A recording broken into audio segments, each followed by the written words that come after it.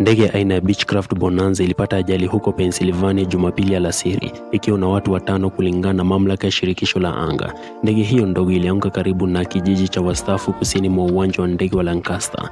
Ndege hiyo ilikuwa imepaa muda mfupi kabla ya kuanguka, mamlaka ilisema wakati wa mkutano wa Jumapili jioni, na kuongeza kwamba ndege hiyo inaweza kuwa iliruka takriban futi 100 baada ya kuwasiliana na ardhi mara ya kwanza. Hakuna mtu aliyejeruhiwa chini, maafisa walithibitisha.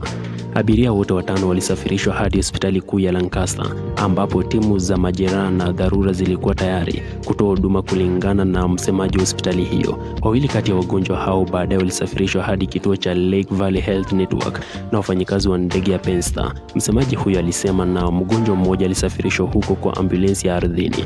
Wagonjwa 2 wamesalia hospitalini katika Lancaster General hadi Jumapili usiku, waliongeza. Ajali hiyo ya ndege ilitokea mwendo wa saa 3 usiku kwa mujibu wa FAA, ambayo ilisema itachunguza. Bodi ya kitaifa ya usalama wa uchukuzi NTSB pia inafuatilia hali hiyo.